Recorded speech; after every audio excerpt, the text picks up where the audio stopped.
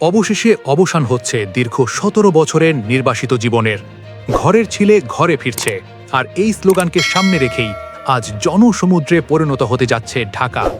আজ বুধবার সন্ধ্যা ৬টা ১৫ লন্ডনের হিথ্রো বিমানবন্দর থেকে ঢাকার পথে রওনা হচ্ছেন বিএনপির ভারপ্রাপ্ত চেয়ারম্যান তারেক রহমান।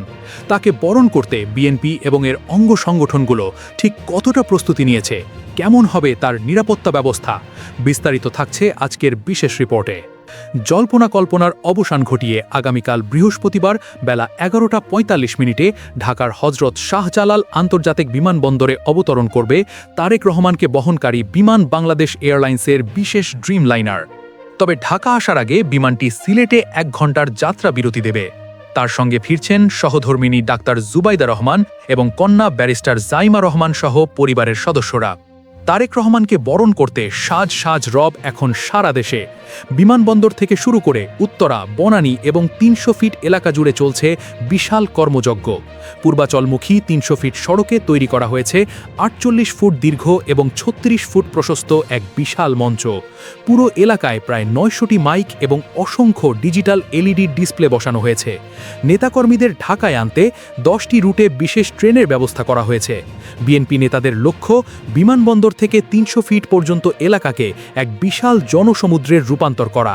তারেক রহমানের নিরাপত্তা নিশ্চিত করতে কোনো কমতি রাখছে না বিএনপি এবং আইন শৃঙ্খলা বাহিনী।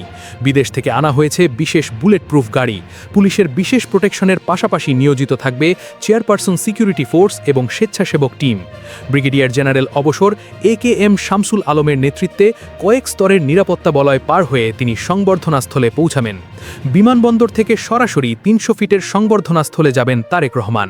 সেখান থেকে তিনি যাবেন এভার কেয়ার হাসপাতালে চিকিৎসাধীন তার মা বেগম খালেদা জিয়াকে দেখতে।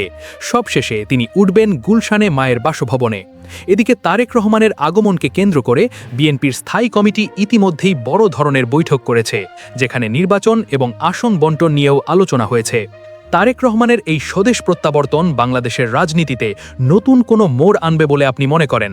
রাজপুত্রের এই আগমনে সাধারণ মানুষের প্রত্যাশা কি? কমেন্ট করে আপনার মূল্যবান মতামত জানান।